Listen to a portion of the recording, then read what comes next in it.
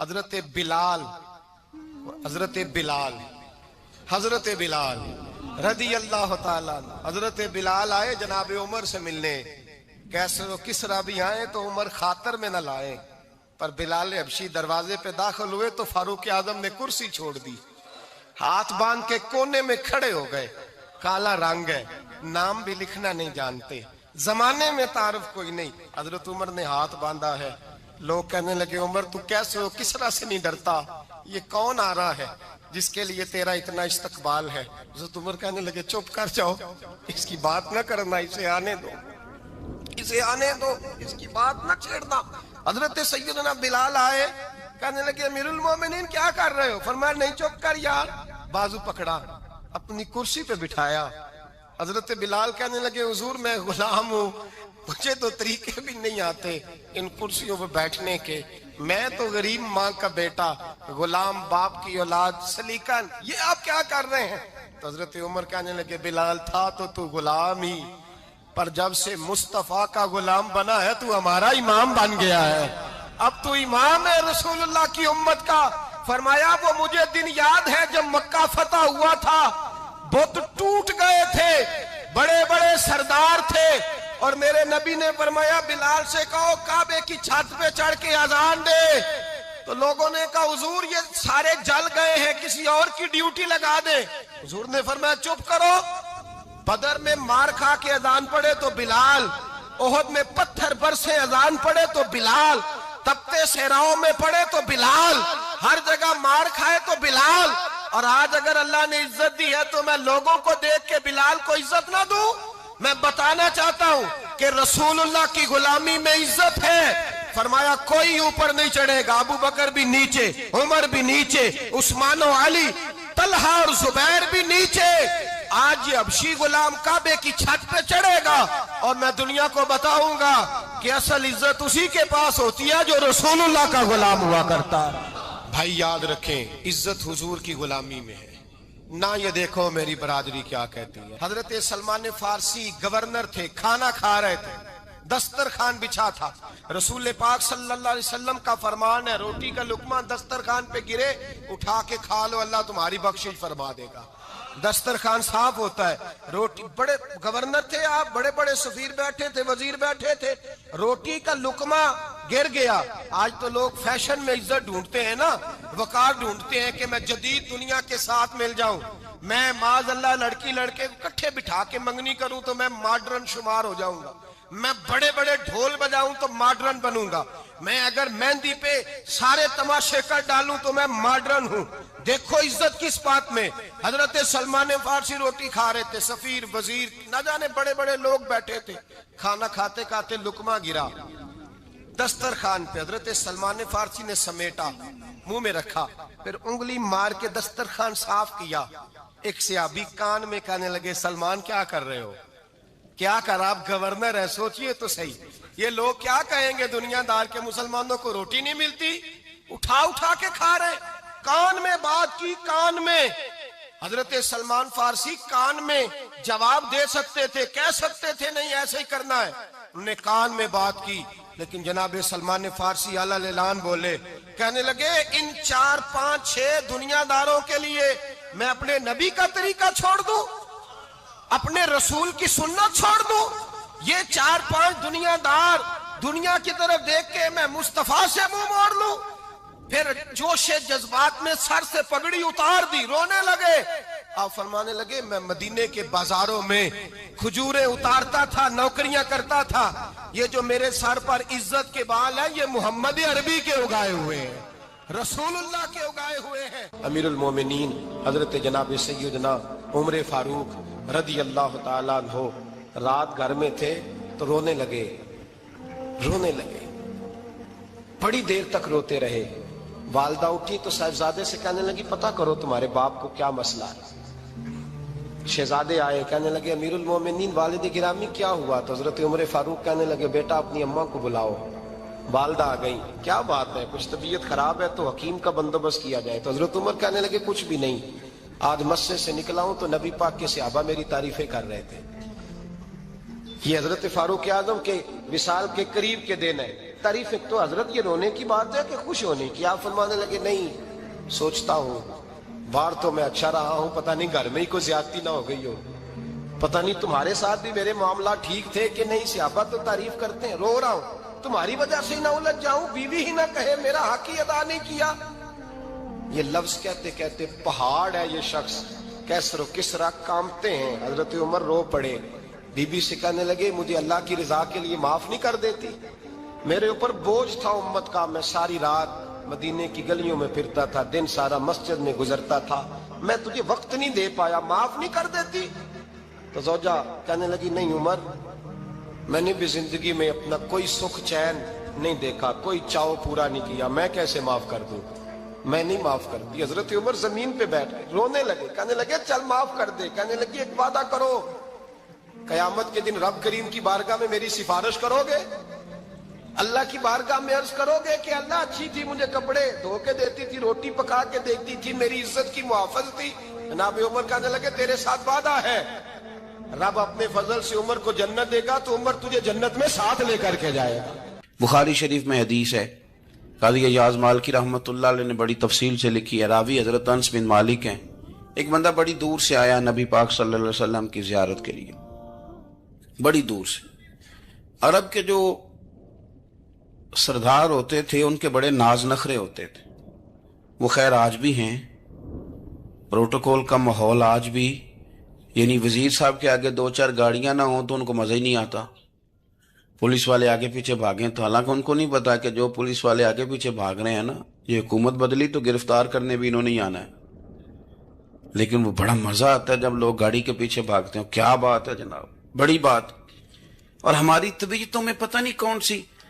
तो नबी पाक सल्लल्लाहु अलैहि वसल्लम की खिदमत में वो शख्स बड़ी दूर से आया। तो अरब के बादशाहों का मिजाज था, प्रोटोकॉल बड़ा चाहते थे। उनका तो ये तरीका था कि हुक्मरानी करनी है जैसे भी हो।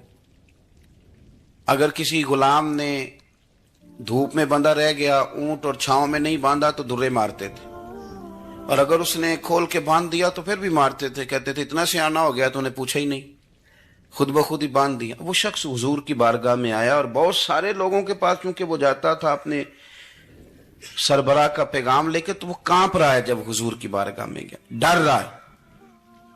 अब जरा बात को समझना, नबी पाक सल्लल्लाहु अलैहि वसल्लम ने उससे फरमाया क्यों डरते हो? सादा आदमी है, देहाती है, बद्दू है। अल्लाह के रसूल ने थप की दी, क्यों डरते हो?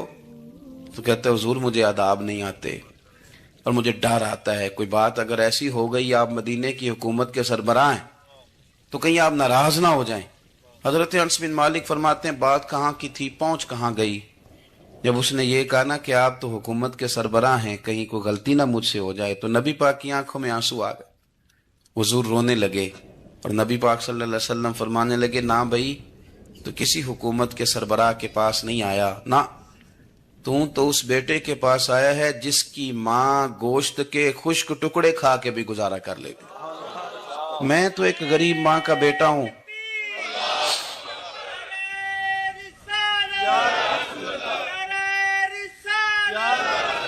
भाई अगर आपका ये ज़ौक बन जाए, देखो ना आज तो लोग भूल जाते हैं ना, कपड़े बदल लेते हैं तो वो समझते हैं कि शायद सारा कुछ ही बदल गया। यानी गांवों से आकर पढ़ने वाले भूल ही गए हैं कि किसकी माँ ने कितना जेवर बेचा। लोग भूल जाते हैं चीजों को, अपने माजी को याद रखें। यार सफाई करने वाला सफाई टाइम पे करता है ना, तुम चिराग तो सही जलाते हो ना। मुझे बताओ आने वालों, ये तो बताओ शहर मदीना कैसा है, और सर उनके कदमों में रखकर झुककर जीना कैसा। दिल आंखें और रूह तुम्हारी लगती है सैराब मुझे, दर पे उनके बैठ कर आबे जमजम पीना कैसा है। कहने लगे उमर उस कोने का क्या हाल, और फिर कहने लगे वो फला बाग में हुजूर असर के बाद जाया करते थे, उसके फलों फूलों का क्या हाल है। तो हज़रत उमर कहते हैं बिलाल की बातें सुन के मैं रोया। तो मैंने कहा बिलाल तुझे इतना प्यार है तो छोड़ क्यों आया है? तो कहने लगे उमर मेरा वजूद शाम में रहता है पर दिल मेरा मदीने में ही रहता है, रूह मेरी मदीने में ही रहती है। बस सजना बाज मोहम्मद बख्शा की मरना ते की जीना, कहा वहां ही रहता हूं। एक दफा ना कूफे में रहते थे हजरत अली, मौला अली ने सारी जिंदगी किसी से सवाल नहीं किया, देने वाले थे ना, सवाल नहीं किया। एक बड़ी खूबसूरत कंदील एक शख्स लाया, खूबसूरत लालटेन बनी होती थी वो, और उसमें तेल मिट्टी का नहीं डालते थे, खुशबू वाली कोई चीज डालते थे तो वो जलती थी। वो लाया, कूफे की जामे मस्जिद में हजरत अली कूफे आ गए, कहा हुजूर ये जला ले। जब वो लाया ना कंदील, तो हजरत अली ने जिंदगी, इमाम हसन कहते हैं मैंने अजीब जिंदगी भर सवाल नहीं किया। उससे कहने लगे मैंने कभी किसी से कुछ मांगा नहीं, इस तरह की एक और मिल जाएगी। तो उस शख्स ऐसे जैसे वो अर्श पे नहीं बैठ गया कि अली ने मुझे कह दिया है, कहने लगा हुजूर मिल जाएगी। फरमाने लगे ले जाओ। कहते हैं वो लेके आया, तो जब वो लाया तो पहले वाली कंदील को इतना नहीं, उस कंदील को सीने से लगाया, अपना इमामे का पल्लू लेके हजरत अली ने पूछा, फिर आंखों में आंसू आए। इमाम हसन कहने लगे अब्बा जी मैं समझ नहीं पा रहा, ये आपने तो जिंदगी भर भूख काटी है, सवाल नहीं किया, तो ये क्या है? कहने लगे मुझे बड़ी पसंद आई थी, दिल करता है एक ले लूं और मैं हुजूर की मस्जिद में भी भेज दूं, मैं मदीने में भी भेज दूं। मेरा दिल करता है ये मस्जिद नबी में लग जाएगी तो इसकी शान बढ़ जाएगी। तो फरमाते इमाम हसन के मैं रो पड़ा। मैंने कहा हुजूर मुझे समझ आ गई है, रहते आप कूफे में है पर दिल आपका मदीने में ही बसता है, वजूद यहाँ है पर रूह आपकी रब जाने सोने महबूबा, तेरे शहर दियां की लज्जतां ने एक रोन जिन्हां ने वेख्या नहीं ते एक रोन दोबारा जामल नहीं। मेरे आला हजरत फाजिल बरेलवी रहमतुल्लाह अलैह फरमाते हैं हरम की मदीने के खित्ते खुदा तुझको रखे, मदीने के खित्ते खुदा तुझको रखे, गरीबों फकीरों के ठहराने वाले। यहाँ गरीब फकीर दरवेश मदीना हुसन है। तवज्जो है आप हजरात की। मैं 2010 में गया था, अम्मा जी जब मैं जाने लगा तब भी मैं रोता ही गया। वापस आया तो मैं अपनी वालदा से मैंने कहा कि अम्मा ये कहीं खामी ईमान ही ना हो। मैं मदीने से पलट आया, मैं बड़ा तड़पा। मैंने कहा अम्मा जी वो जाने की जगह तो है पर दोबारा आने की जगह नहीं, वहां से दोबारा आना नहीं चाहिए। वहां से सबसे मुश्किल मरहला मदीने से लौटना है, आना नहीं चाहिए। तो मेरी अम्मा मुझे कहने लगी अल्लाह तुझे बार बार बुलाएगा, दुआ करनी चाहिए, रोना नहीं चाहिए। बुजुर्गों का दरवेशों वाला जो अंदाज था। और फिर मैं दूसरी दफे उम्रे पे गया तो एक शेर था मुजफ्फर वारसी का, तो मैं वो पढ़ रहा था। मैंने कहा कि दोबारा आने की आरजू है, कि खुद को पाने की आरजू है, जो हज पे एहराम बांधते हैं अब वो बांध के आने की आरजू है। तो मैंने तो एक हज मांगा था, अल्लाह ने 2 अता फरमा दी। ये मुस्तफ़ा के मदीने की शान है, ये रसूलुल्लाह के शहर की शान है।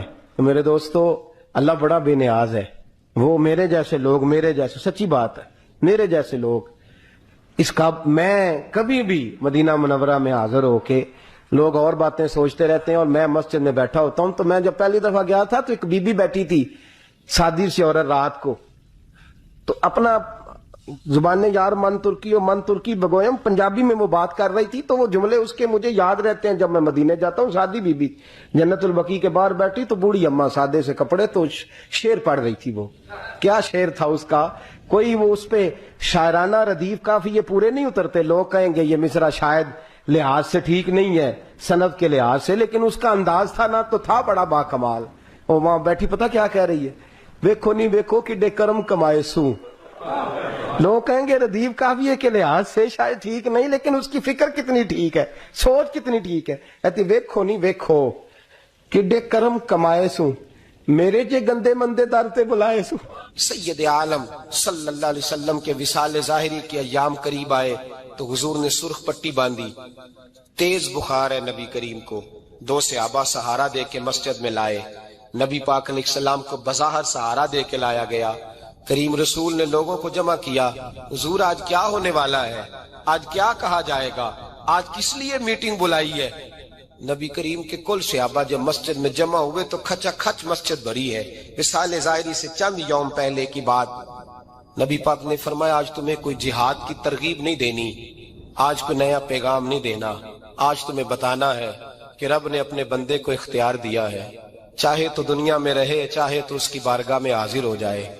उस अब्द ने बारगाह रबूबियत की तरफ लौटने का इरादा कर लिया है। حضرت صدیق اکبر رونے لگے تو صحابہ نے کہا تمہیں کیا ہوا؟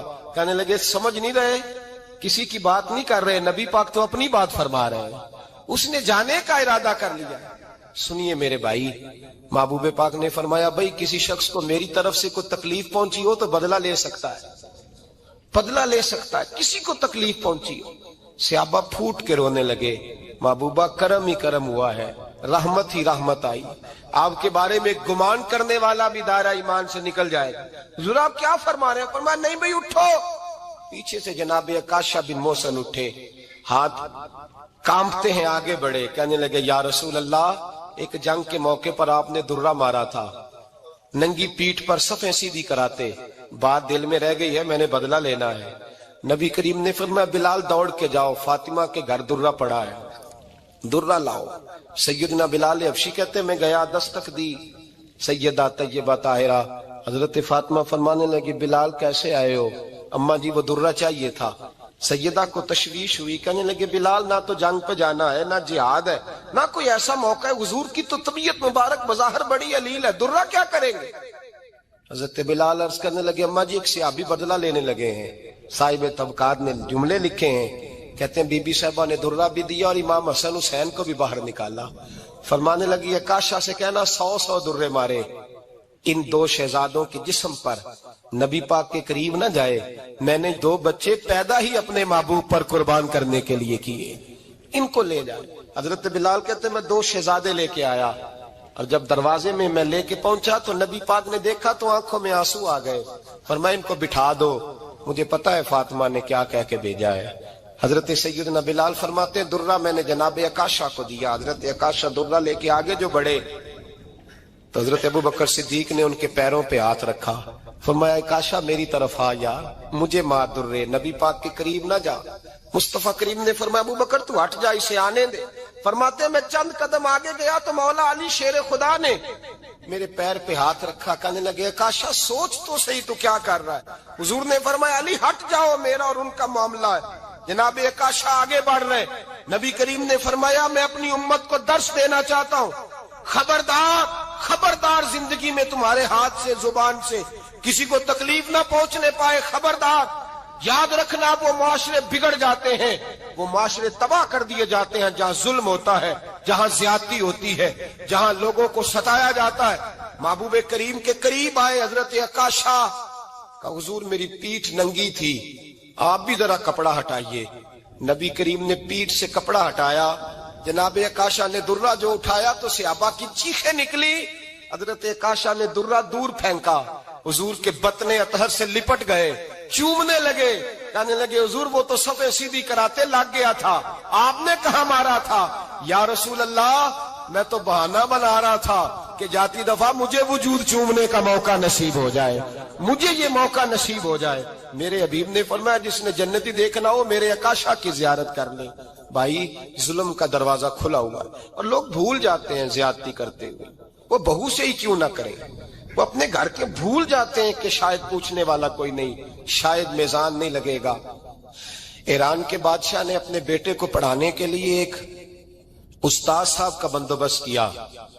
استاد صاحب کو کہا کہ میرے بچے کو دین پڑھائیے، میں چاہتا ہوں کل اس نے عنان حکومت کو سنبھالنا ہے تو یہ دین سے آگاہ ہو جائے، اس کو کچھ سکھائیے پڑھائیے۔